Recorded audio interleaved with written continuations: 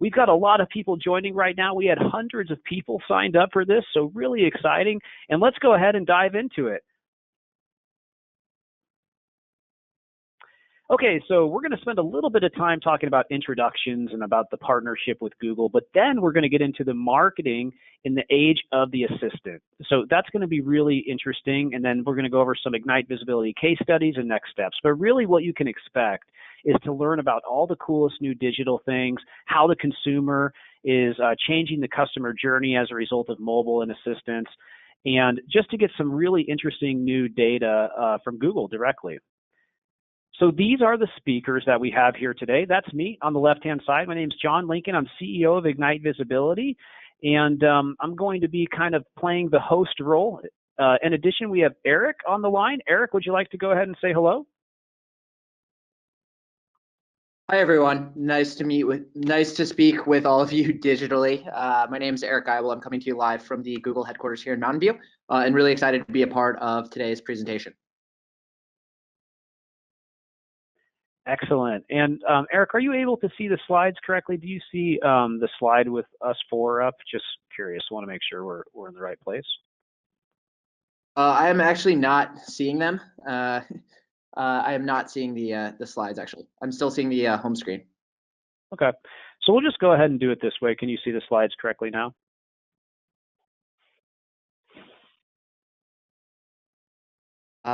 No, I cannot. Now I can. Oh, there we go. Perfect. In addition to Eric, Eric, who is kind of our main contact at Google, a total whiz, he's going to be talking a lot today and is going to be the main speaker. We also have Ryan Cox on the line. Ryan, would you like to say hello? Hello, everyone. Looking forward to talking to you later. Thanks, Ryan. Ryan's been with us for quite a few years now. He runs a lot of ads for a lot of clients and is a great guy to have on. And we also have Ather Westman, who's our head of paid media. Ather, would you like to say hi? Hey, everyone. I've been with Ignite for about 5 years in the digital marketing space for close to 12, and currently oversee all of our approximately 2 million in ad spend per month. Awesome. Thanks, Ather. So a little bit about Ignite Visibility, just in case you don't know who we are. So we're a digital marketing agency, and what we try to do is determine the correct channels to drive digital marketing ROI for your business, and then scale those so that you can grow your business online. That's the main purpose of our company, to grow businesses online. We do a lot of SEO, social media marketing, email, conversion rate optimization, and of course, paid media. We started back in January of 2013, and we teach a couple courses at UC San Diego. Still to this day, we do the SEO course as well as the analytics course. We've been an Inc. 5000 company the last 2 years in a row, and one of the fastest growing companies in San Diego the last 3 years in a row. And we're a little over 50 employees and about 150 clients, and we are a Google certified premium partner. So these are some of the awards that we've won. So we've been named as the #1 SEO company in the nation by Clutch.co, the #1 pay-per-click company by 10 Best PPCs, and a couple other things in there that we're proud of. Last year I was named Search Marketer of the Year, which was a great honor, and we're frequent industry speakers and presenters, and we really just love digital marketing. So this is basically what we do. We try to create custom digital marketing programs around our clients' goals. And these are all the different services that we offer. So our focus is SEO and social media, email marketing, paid media, and CRO. But really on a daily basis, we are bobbing and weaving with the digital marketing landscape to make sure that we're delivering the best results for clients. And that's something that I work on a daily basis. I'm always combing the news, always testing, always looking for new ways to grow clients' revenues and leads. So now we're going to talk just for a minute about the partnership overview with Google before we get into all the good stuff and all the great content today. And Ather is going to be helping me with that a little bit. So the first thing that we wanted to touch on is that with Ignite and Google, you've got really this 360 degrees of support, right? So the two of us are working very, very closely together, really on a monthly basis and even a weekly basis, as far as getting on calls to make sure that we're getting the best results for clients. And we are a Google Premium Partner. And Ather, I would love it if you could talk a little bit about what being a Premium Partner means. Sure. So Google analyzes the performance of all of our client accounts. They look at how many new client acquisitions we're doing on a yearly basis, how well we're growing our own accounts on a year-over-year basis in terms of ad spend and performance, and then how well we're retaining those clients. They also look at how well we're adopting what they consider to be best practice features across our client base. That includes things like enhanced CPC, advanced conversion tracking, audience integration, including similar audience and lookalike audiences, making sure we're including at least 3 expanded text ads per ad group, and other adoptions. And they have systems to analyze all this, as well as our ad spend and our certifications across the different products. And that's what allows us to get this premium support in the Google Premier Partners setup.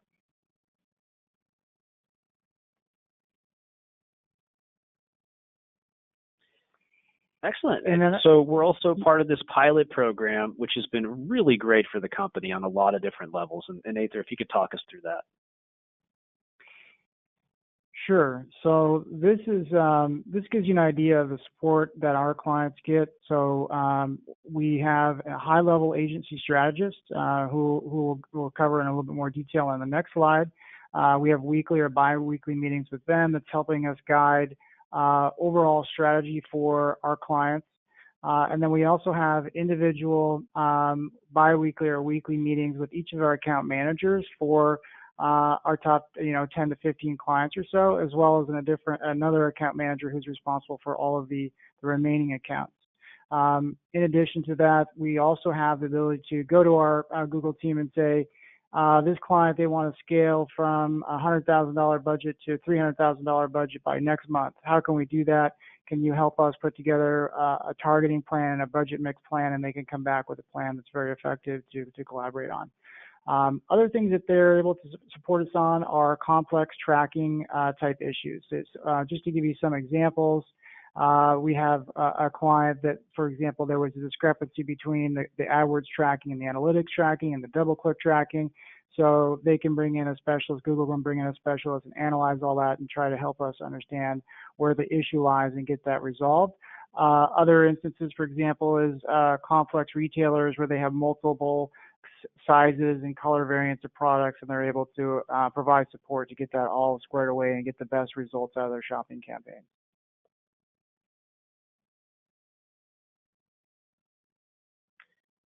Thanks, Ather. So in addition to that, we've got a great team of people that we work with. And Ather, would you like to briefly cover these?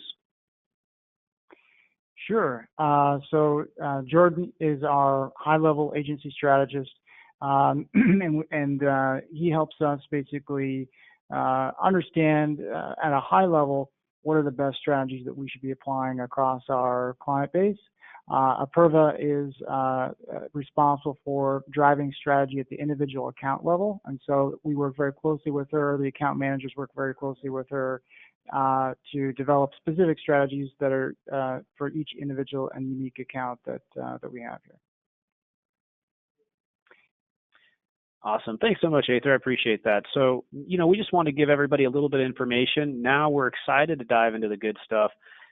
So expect to learn quite a bit about how the customer journey is evolving, about the new audiences, and there's some really exciting ones that I think are going to be very big for the tail end of this year.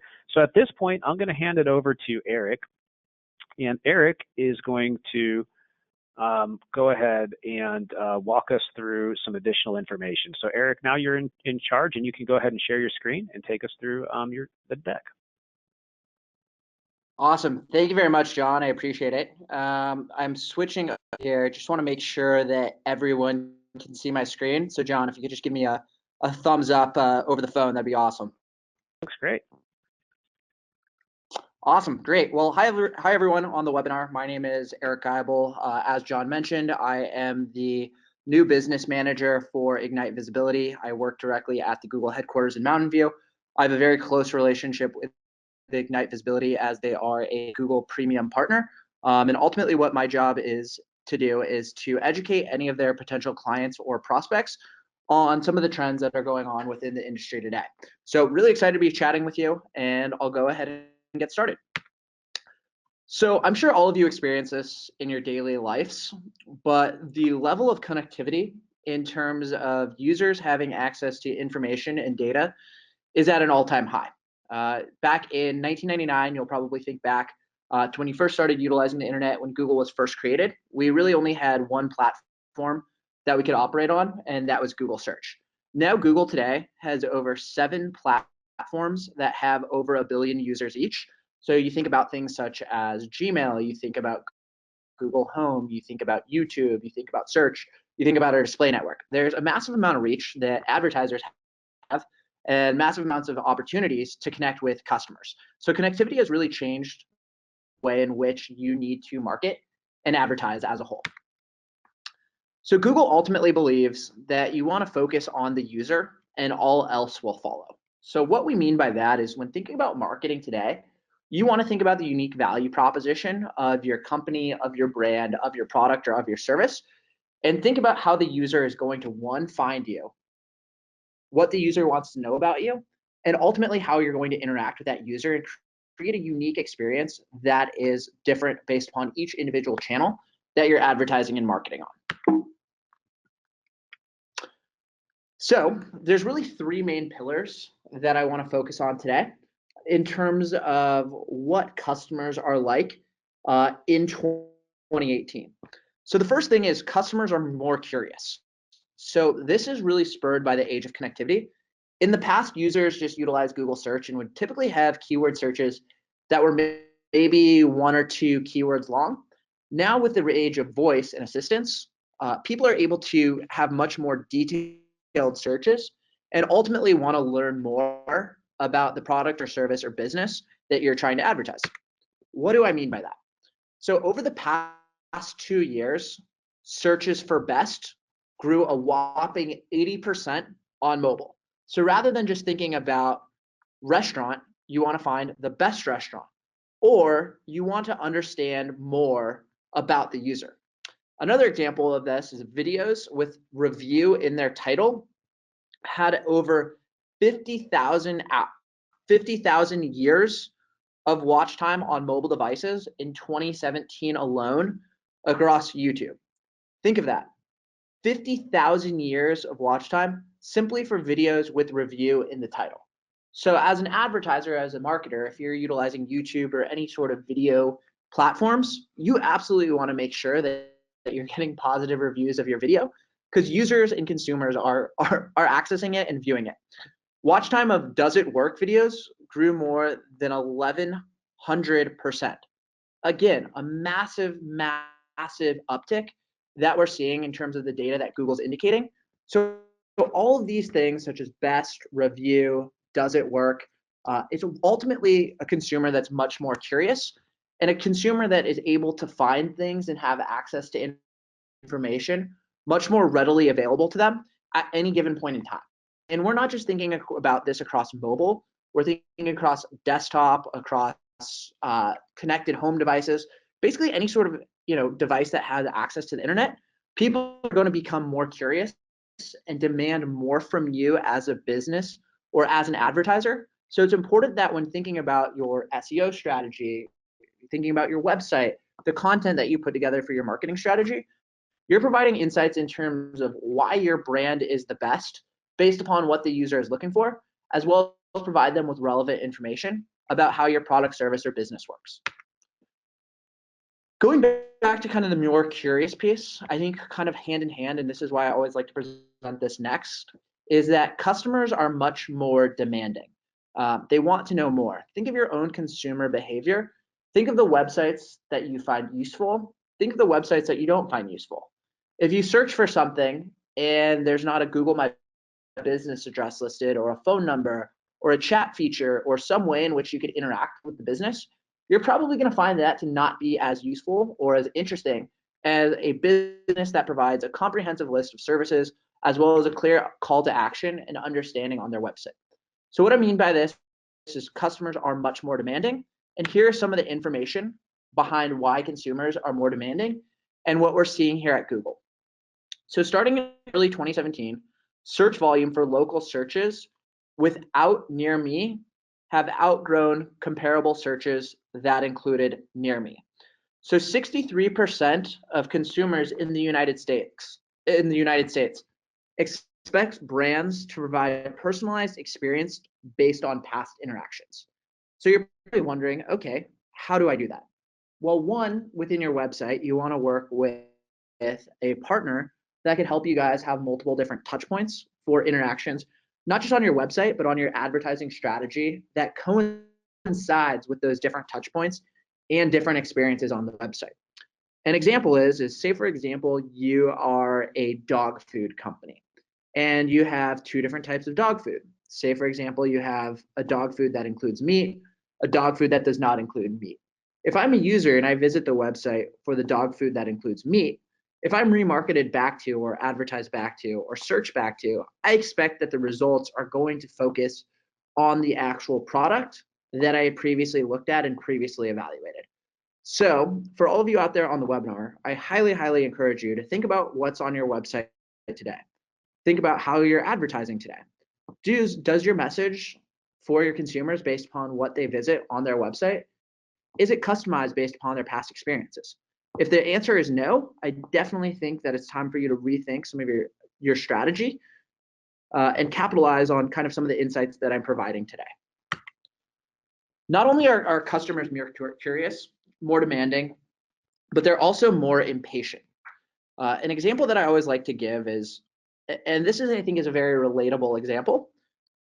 How many times, just think in your head, how many times have you abandoned a website on your mobile device because it didn't load fast enough? How many times have you gone on your computer and maybe the internet isn't working fast enough for a web page to load? What happens is consumers in today's digital generation expect connectivity to happen at lightning fast speeds. So your consumers demand more in terms of being more information, more access, but also they want things to be done faster and in a timelier manner. What do I mean by that?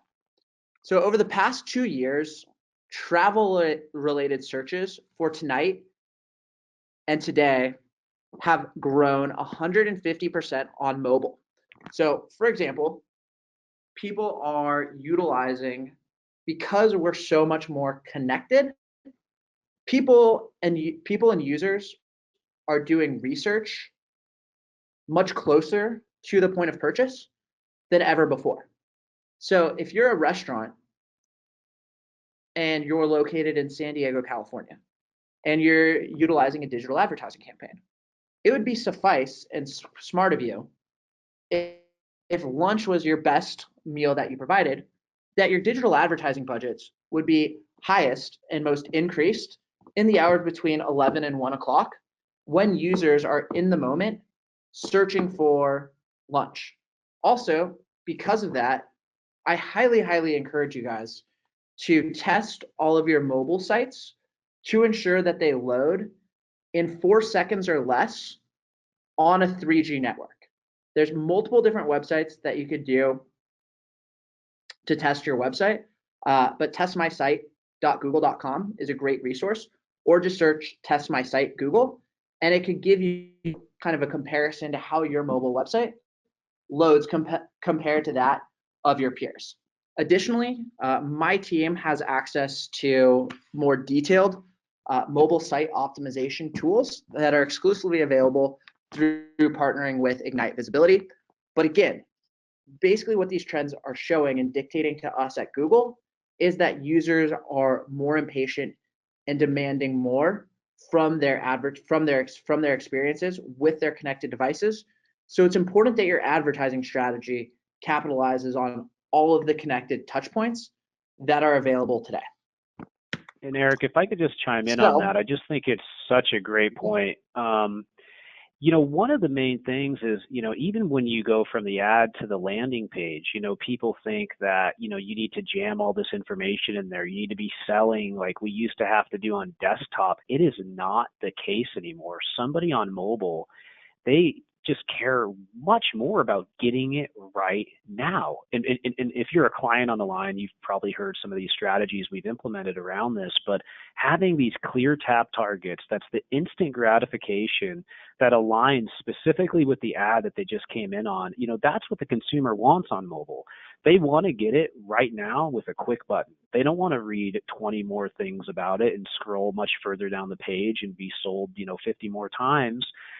So, what Eric's saying is just spot on, right? So mapping out every single place online where your consumer is going to be, making sure you're there, making sure it's positive, having it all lead back to the one area where they're going to convert, and then making it really easy for them to convert at that point.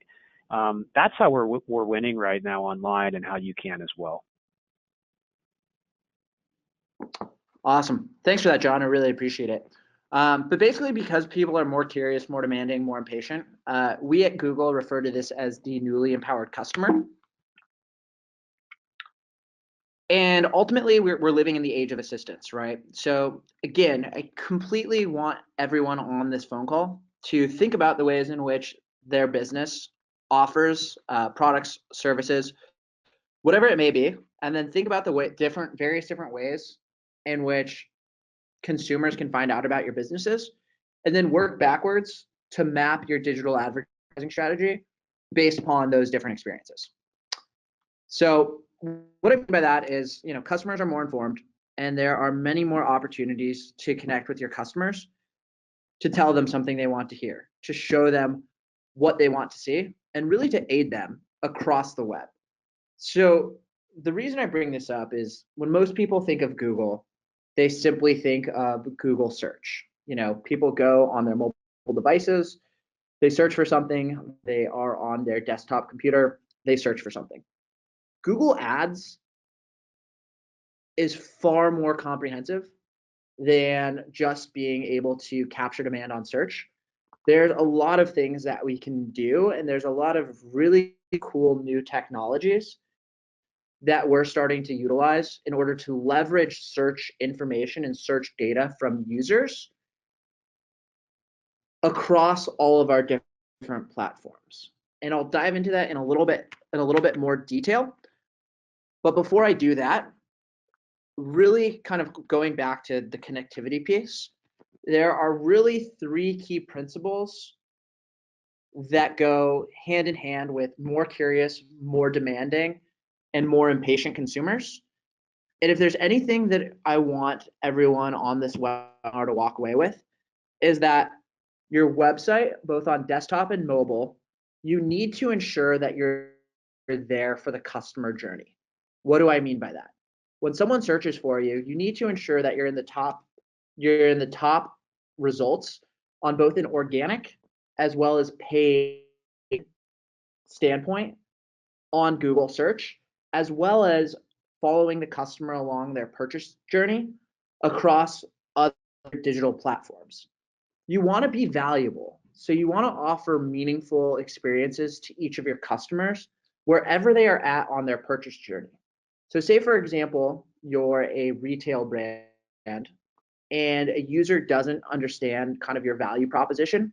You want to be able to have, video content as part of your website that shows the key differentiators between your brand and that of someone else. Or you want to be able to visually show that. So being valuable and providing a valuable amount of information on your website is absolutely paramount. And the final piece is you want to be quick. So you want to deliver on the customer needs in real time. And Google has a lot of tools on the advertising side of things to help you do that. So whether it's, us assisting with, site optimizations, whether it's us giving kind of feedback in terms of, hey, maybe, this campaign that you're running from a digital standpoint isn't converting, we might recommend that you change the types of bids or the keywords that you're working on. Google wants to help you be there, be valuable, and be quick. And that's very, very important in order to interact with today's connected consumer. So what I mean by that is, again, to follow up on the points that I just made, be there. So you want to connect with the right people during the key moments of intent. So customers are constantly exploring across the digital landscape. The average consumer consults 10.8 pieces of information before making a purchase decision. So if we're thinking about digital strategy as a whole, Google is simply not enough, right? You need to make sure that you're working on your website quality, you're doing SEO.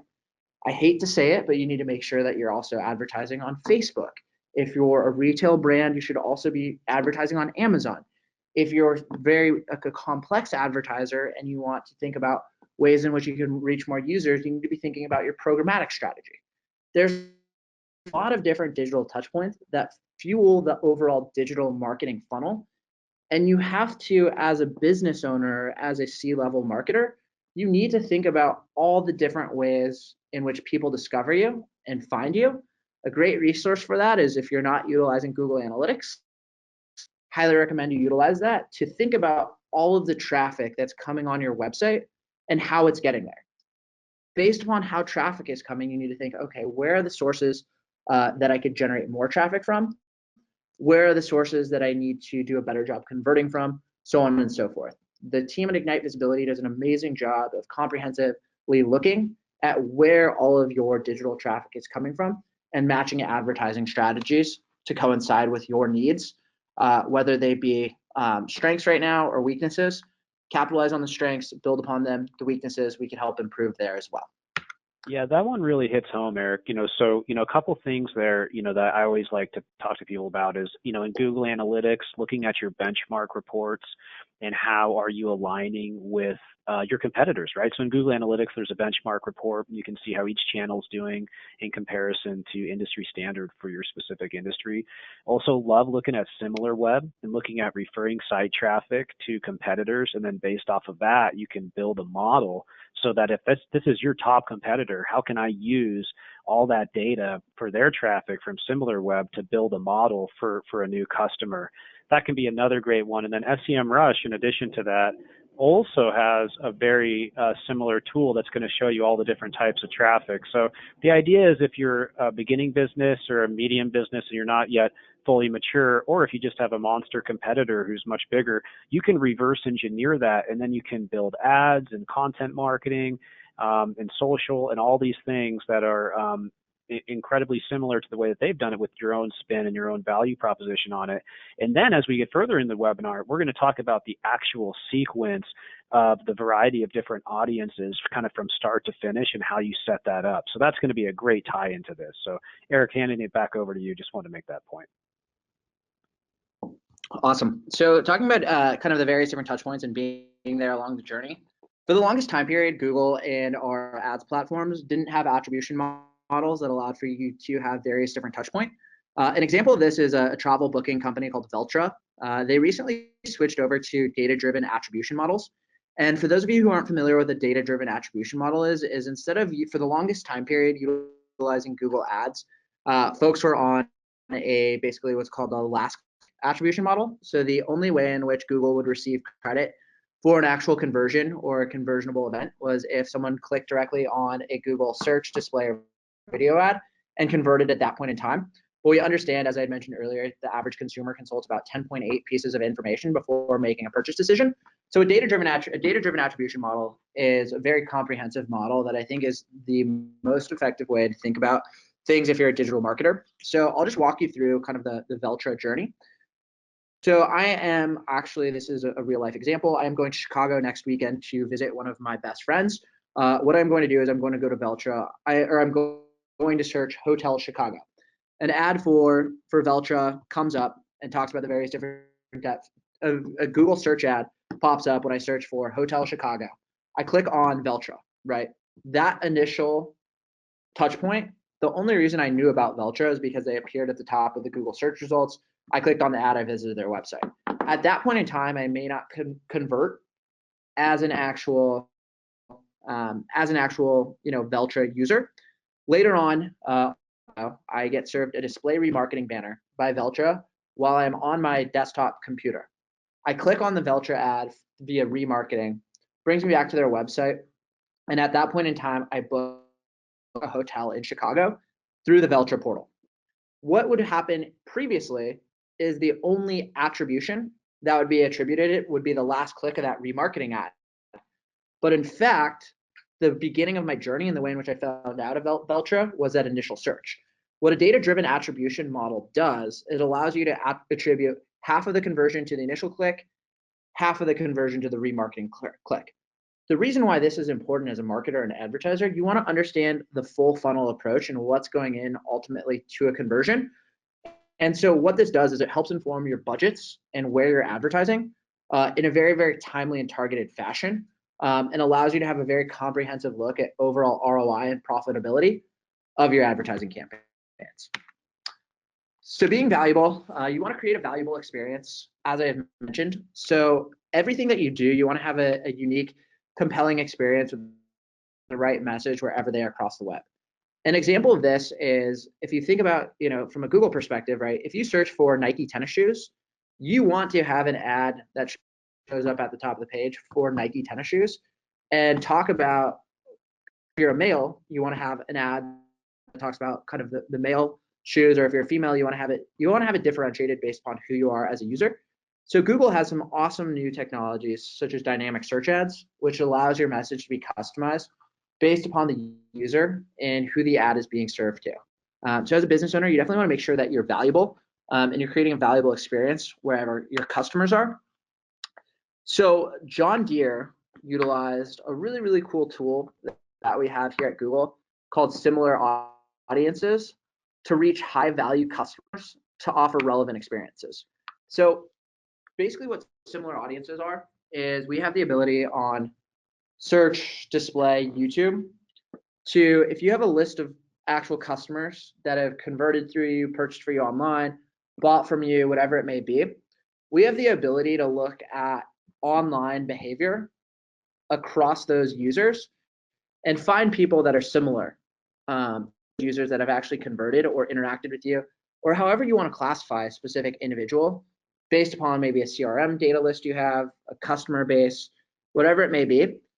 And what we're able to do is, utilizing a similar audiences solution, you kind of know what these, based upon the data that you have, you know what these users are interested in or what they've purchased in the past. So for example, John Deere had a list of users that had recently purchased home lawn mowers. They had a list of users that had recently purchased commercial tractors. They had a list of people that had recently purchased construction products, right? Then based upon the list that they have, we're able as Google, because we have such a connected platform with seven platforms with over 1 billion users each, we are able to connect everything together and find users that look similar to those various different lists, and then serve a customized message, which we talked about earlier, to those specific users, whether it be across display, search, or video, depending on what your advertising goals are. So the final piece is really, really, if there's one key takeaway that I like to have from any sort of marketing event or seminar that I speak at, is to be very quick, because automatically you want your customers to choose you. And if you're not quick, they will choose someone else. So in terms of an example that we have of this is we have what's called target CPA bidding across all of Google platforms. So for example, if you want to, and obviously it takes a solid amount of conversions in order to implement target CPA bidding, but not a whole lot. Depending on your business and what your objective are, it'll dictate how long it takes in order to implement target CPA bidding. But basically, as an advertiser, you could say, hey, I want to pay $30 to get a lead, or I want to pay $20 to gain a new customer, or I want to pay $100 in order for a user to convert on my site. And Google has machine learning and automation technologies in place that allow us to adjust bids within Google Ads in real time based upon the value of each customer interaction. So target CPA bidding is something that we've been really, really pushing, but it really highlights kind of Google's ability not just to be quick for our, and serve relevant ads to our consumers, but also for our advertisers, allowing them to make quick changes to their actual advertising campaigns. So the final piece, and this is kind of what I teased at earlier, is on July 1st of this year, Google actually recently announced a new type of targeting. So as I had mentioned, a lot of people think of Google as just kind of search, and that we have the ability only to target people based upon search ads. We actually have YouTube, which is the second largest search engine in the world and actually has more reach between 18 to 34-year-olds than cable TV. So what we wanted to do is we wanted to think about, okay, hey, there's a massive missed opportunity in terms of people that are searching for things but not actually converting or not actually visiting the businesses that are advertising with us. They're not actually visiting their website. So we created a new solution called custom intent. And so what custom intent does is it allows us to kind of focus on all of these various different experiences that I've talked about previously. But ultimately, at the end of the day, it allows us to target users across our display network, across YouTube with video content based upon what they're searching for in real time. So for example, say today I am searching for, say I'm searching for ballpoint pens, right? And I go to Google, I search ballpoint pens near me. If I'm Office Depot, that is something where if I go to another website, I'd want to be able to serve a banner ad. Or if I go to YouTube and or if I go to YouTube as a user, Office Depot should hit me with, an ad that's relevant that has, hey, ballpoint pens on sale at Office Depot. That's just an example that I can think of off the top of my head. But you as a business owner should think about, okay, hey, what are people going to search for me? And then from there, back out your strategy accordingly on kind of the custom intent audiences. So that's what I really have to talk to you all about today. To be valuable, be there, and to be fast. With that being said, I'll turn things over to Ryan Cox at Ignite Visibility to walk you through a couple of case studies of things that they've done to help their clients be more valuable, be quicker, and be there as well. Great. Thanks so much, Eric. And before we hand it over to Ryan, I just want to first thank Eric so much for taking the time. Great stuff. And Ryan, you can take it over and start sharing your screen. We're not looking at the correct screen right now, by the way. So make sure you're sharing the right one. But really what it comes down to, and I just think that this is a really, really important point, and really the main reason I wanted to have this webinar is because now Google has audiences based off of interests and habits, which are the affinity audiences and the consumer pattern audiences. They have audiences based off of intent, which are the in-market behavior, and then the life event audiences, and then the custom intent, which Eric just mentioned, which is the brand new one, the person who's the lowest in the funnel, who is about to buy, who is that mobile person who's ready to go. There's some desktop in there too, but think of somebody ready to make a purchase. And then they've got audiences based off of action, right? So you can target them based off of remarketing. Were they a customer? Can I replicate that, and can I turn that into a new customer match audience? So a similar audience to that customer. And advertising has evolved.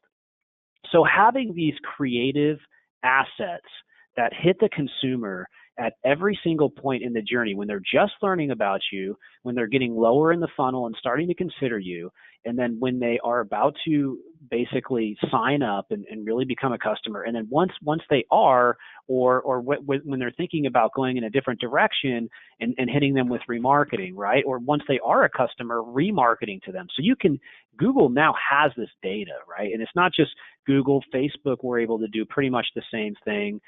Bing is now coming out with some very similar things as well. So thinking about where your customer is, which assets are they in online assets are they spend the most time on, and then hitting them with these audiences and thinking about the entire life cycle. And Google has never been more innovative, and we're seeing some great results. I'm using this for our own business as well, and many customers also. So now, Eric, again, thank you so much. Great information. We're going to hand it over to Ryan, and Ryan's going to walk us through a couple case studies that are fairly brief, but I think really drive home more specifically the great points that Eric made. So Ryan, please go ahead and take us through your slides. Sure. Thank you, John. So today we're going to cover two of our clients. I've actually worked on both of these clients, and they're great people to work with. The first one we're going to go over is an enterprise student loan company. And we had some difficulties when we first ran into this company because they were just starting out. They were new players in the market. They didn't have brand awareness. They were really relying on us to drive overall applications and on top of that approvals. Because really at the end of the day, we're looking for driving dispersals. And that's what we mean here by absolute conversion. So this is a measure of the first year we took over, which was a blank slate, and then basically our growth from year to year in terms of driving more and more approvals that led to disbursements, that led to loans that, basically help grow their business. This was a very interesting target because they had limited budget when initially starting out. So you really can't slug it out with a giant company like Sallie Mae going after student loan as a keyword. So we had to look for alternatives. We looked for longer tail keywords that had good volume, and then we tested them out and we figured out which ones were driving the most applications, and then in turn which ones were driving the most approvals. And we really focused our budget on those where we could compete, where we didn't have to slug it out and lose a lot of money on poor quality candidates as associated with just a generic student loan keyword. We also, one of the issues here is because you're doing search, it's kind of difficult to pre-qualify people coming through. And we were able to implement both some message targeting and some work with the client on some refining of their landing page and their language so people better understood the process and what they were getting into. This led to basically a more refined applications and more applications overall, but it also led to a significant increase in the FICO score year over year. We've continued that actually, and we'll go to this next slide that just kind of illustrates this. So we've been partners with them for over 2 years now. This is our third peak season that we're going through this client with in terms of their most busy season. And we had a very successful year last year. This year has done very well. The client basically had proposed a tenfold increase in the Q3 spend for this quarter. And because we have continued to have such good success while scaling up in the month of July, they have actually tripled our July budget, tripled the proposed August budget. And we're really moving forward, and we're becoming not just their top performing channel, which we've been close to, but we're really outperforming all other channels to the point where they're devoting more and more resources to us. But we have a very close partnership with this client in terms of getting landing page work, figuring out complicated tracking issues, and it's a really great partnership that we're happy to continue for the next few years, hopefully. Our next case study is a very interesting one, and this was basically an enterprise dental franchise practice. They have, I believe, right now about 42 locations on the East Coast. We've been with this client as well for, I believe, over 3 years now. And basically, one of the things that we initially went through was targeting and basically organization, because we had essentially 42 individual campaigns, and we were basically reformulating those and getting some of those things done. But what we ended up doing is we had seen a lot of growth, but we were starting to plateau. So we went back, we broke some things down, and then we reorganized the entire campaign. And this led to a massive improvement, and we're now seeing CPAs that they really didn't even think were possible. Very excellent, redevelopment of basically our own work and recognizing new trends. And this campaign and also the student loan campaign are campaigns that we're using right now. We're using some of the initiatives that Eric spoke of. We're implementing similar audiences. We are using custom intent with the student loan campaigns. So these are a lot of things where we're bringing these new targeting methods to our clients, and we're seeing an immediate impact. Some of these case studies don't necessarily have that direct information, but this is basically an example of organization and being able to use the data that we get from Google and having this precise data to be able to act upon it. And that's really the biggest difference as we go through. And you can see here that we had significant growth initially, and then we plateaued a little bit, and now we are seeing an incredible rise in growth again. So the client is very pleased with this, and it's been going very well, and we look forward to being with this client for the next couple of years as well. So that is pretty much it for the case studies. I will turn it back over to John. Thanks so much, Ryan. I really appreciate it. And, if anybody has any questions, now is a great time. There was definitely quite a few that came in directly to me during the webinar. But if you have any questions, now is a great time to ask. So feel free to go ahead and put it in the chat, and you can chat directly to me if you like many people have been doing. Or if you like, you can just go ahead and put a chat in there, and it will go out to everybody. So at this point, let's go ahead and let's jump into some questions. And let me just quickly show my screen.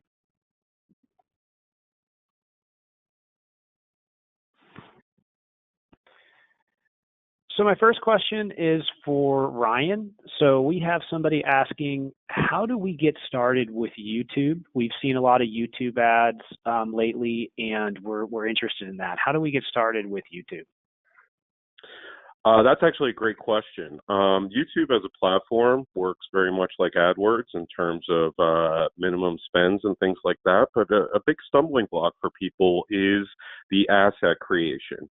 Well, we're seeing more and more that video production costs are coming further and further down. In addition to that, a resource that's made use of very heavily on social media are kind of animated short videos. So they're animated commercials. They're easy to produce. They're great at, they're easy to edit in terms of changing up messaging and bullet points. So it's a really kind of low cost way to get in on the video market. And the view reach of YouTube is astounding. And you pay basically pennies per view of your ad, which is, worth almost more than just a simple display ad. We can look at metrics of how long they viewed the video. So YouTube is just a great channel, and we're implementing that more and more with our clients as the cost of asset creation comes down. Thanks, Ryan. Yeah, and we are offering creative services now here at Ignite. And if you've been following our YouTube channel, it's been a great asset for us. I'm a huge believer in YouTube ads and just general creative and the importance of it across all of the different advertising and content marketing assets. So the next question we had, which is an interesting one, let's give this one to Eric. Eric, so the question is, what is programmatic? And how does programmatic work with Google? Yeah, so with programmatic, in terms of how it works, I guess I'll just take a step back in terms of what is programmatic. That's a great question. So programmatic is just a new way of buying media. And so essentially when there is unused inventory, it's kind of a more cost-effective, more targeted way. Programmatic is a very big word, and I oftentimes find that people say they're using programmatic advertising, but they're actually not. We have what's called double-click search, double-click bid manager, and then you can also buy programmatically on YouTube. If you're purchasing Google preferred inventory, programmatic advertising is a really good fit for companies that have massive ad budgets. I would say typically you need at least to be investing over $1 million per year digitally, and even to explore programmatic. But essentially, it's a way of utilizing, combining unused ad inventory with the right user to serve the right message at the right point in time. That is the best way in which I would describe it. And if you're interested in utilizing it on Google, I would highly invest looking at DoubleClick. Awesome, thank you. And that's something that we do offer to our clients in case anybody's interested. Next question, how do you choose between a custom intent audience and an in-market audience? Eric, did you want to take that one as well? Yeah, so I would say, an in-market audience is, it's kind of in terms of where you're at in the funnel. So a in-market audience is definitely going to be someone who we believe is in market, but we don't necessarily have complete control over the audience that we're targeting. Whereas a custom intent audience, we have basically the ability to choose essentially the timing window of when a person visited a website and when a user searched for things. So with custom intent, it's not just based upon searches. You could also utilize, hey, they visited these websites as well. And then you could define the window and the range. So I think that both are really good fits, and I think it depends on the industry that you're in. I highly recommend utilizing in-market in order to drive traffic to your website, build up your remarketing list, and be able to serve your message that way. But custom intent is just slightly lower on the funnel than in-market. I would say I would consider both of them mid-funnel strategies, but I would consider the custom intent slightly lower down the purchase intent cycle than that of in. But again, it depends on your business. It depends on the buying cycle. It depends on the time in which you're going to purchase. I would recommend utilizing both and testing both across our platforms to see what would work best. Thanks, Eric. And, yeah, and John, I would agree with that. Sorry. Making sure that the in market is just a great way to get brand awareness out there. I think it's important to keep in mind you can layer any of these audiences with location, income level,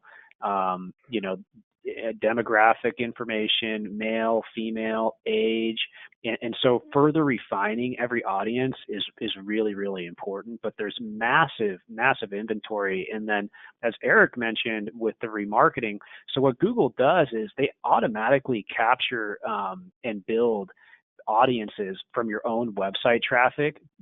When they come to your site, they'll automatically build audiences based off of how many people go to a page. So if I know 60,000 people went to this page, they can build an audience of that. If, they can do an audience of people who have been, everybody who's been to your site in the last 30 days or the last 60 days, or everybody who's been to your site and they've had 2 page visits in the last 60 days, or everybody who's been to your site and they've been to your most important service pages and they've had 2 page visits in the last 60 days, right? So using the end market to build your remarketing and to get all of those data things aligned. And then what becomes the issue is, well, what ads do you serve to the customer at what time? And that's really, really important. And Ryan can elaborate on this and his other point as well, him being an expert on it. Ryan, was there something else you wanted to add to that? No, I just wanted to reiterate the in-market audiences are pre-built, and though Google has hundreds of them, the customization available with the new intent audiences just really allows you to refine that, as you said, and then you can use a lot of their other metrics to further refine that targeting so that you're really reaching the persona that you really want to. And it is very important to have the proper ads for every step of the way. And when you're doing some of these things in terms of this outreach, you want to have a different ad for marketing for somebody who's already been with your site. And then you want a different ad for somebody who is basically doing their cursory research. They're at the top of the funnel. That may be maybe it's a funny or quirky ad to kind of get them to remember the brand name, more brand awareness. But if you're doing custom intent, these people are ready to buy. This is basically, so you're really going to look to make your value proposition there. Are you the least expensive? Make that case. Are you having a big sale right then? Make the case. So that's kind of the focus of delivering at the right time to the right people with the right content. Awesome, thank you. We actually have a lot more questions.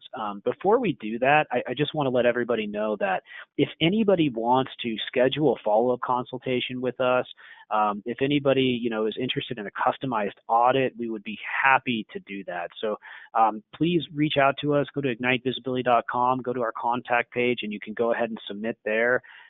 Or you can also send an email to sales@ignitevisibility.com, and we'll be happy to help you there.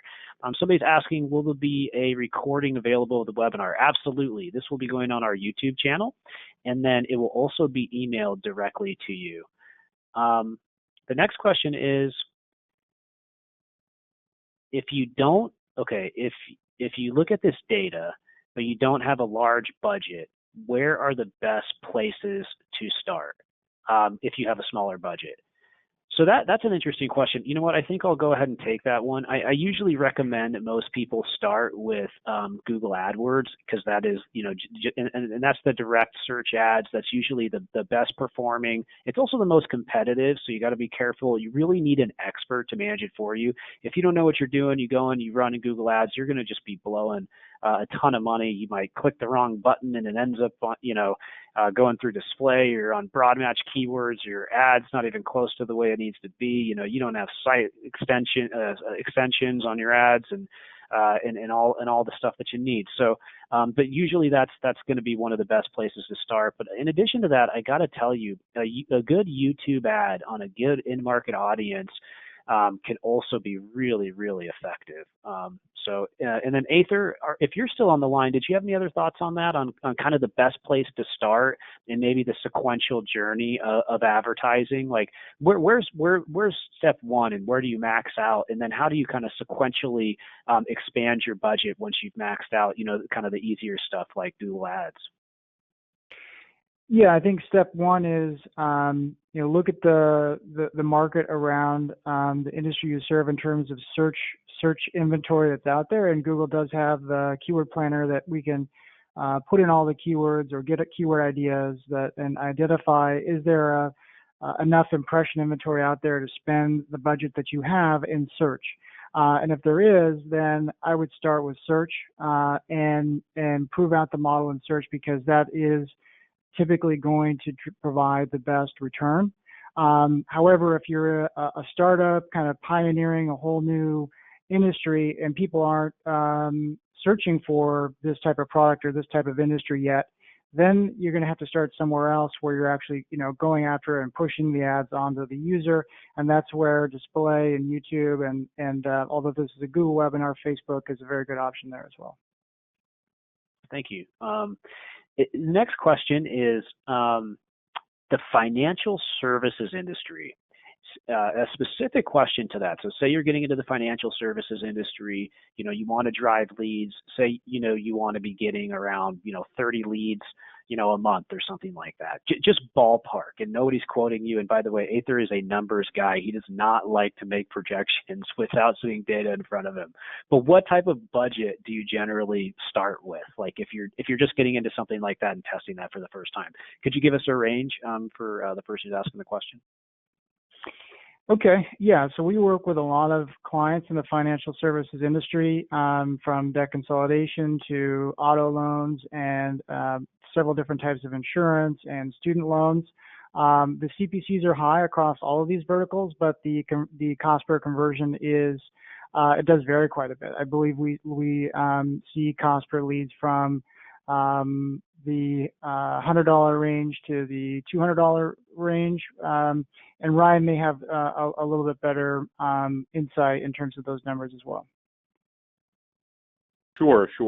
Yes, that's actually a great example. We do have a variety of, depending on what the actual conversion is, because we try and track everything in terms of a completion. So an auto loan application is different from a checking account application, for instance, with a credit union account. But basically what it comes down to is the budgets vary depending on what you want to do. So we have some clients that spend several $100,000 a month in this space, and then we have some clients that spend between $10,000 to $15,000. So we do have a variety of clients. It really depends on their target audience and what they're looking to focus on specifically. And sometimes it comes down to promoting a single product and having a good focus on that product. And that's what I would recommend there. And in terms of building brand awareness, as Aether said, display and YouTube and these channels and the ability to make that connection with people there is a great way to start out. One thing I'll just add is this partnership we have with Google is great, because particularly if you're a new advertiser to Google and you haven't advertised in the past, or you haven't advertised with Google in the last 180 days, Eric and his team, we can go to them and say, here is this new to Google opportunity. Can you give us some statistics based on, across the client base and this particular subdivision of financial services? What kind of opportunity is there? What can we expect in terms of cost per click? And that will give you a lot better, guideline to go on from there. Thanks, guys. Good answers. Last question. Is it worth bidding for the first place when it takes half of the users 2 to 4 websites to convert? So, I think that's the fear, right? The question is, somebody comes in, they click on the first site, and then they're going to a couple other ones, and so talk to us a little bit about just general bid strategy and search, and as far as physicians, Aether, if you don't mind.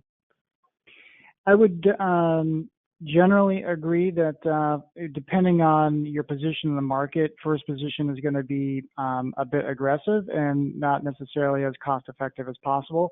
However, if you want to build a brand and you want to be seen as the market leader, and you want to build that authority and trust with the consumer, and you really want to maximize all the available impressions because you're quite profitable, then I do recommend bidding into the first position. And we do have clients that do that, and really over time it builds authority and trust with the consumer in that area, and we start to see dividends down the line.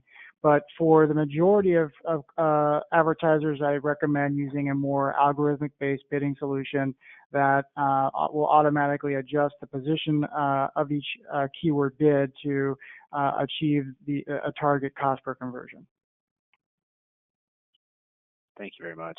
Thank you, guys. Thank you, everybody, so much for attending the webinar today. We had a lot of fun. We hope you learned something and got some great info. We really appreciate you. Please reach out to sales@ignitevisibility.com if you're interested. If not, share this webinar with other people. And, we're just all about doing better marketing and just trying to help people build their businesses online. That's what Ignite Visibility is about. So we're going to go ahead and end right now. But thanks again for your time, and have a great day. Thank you.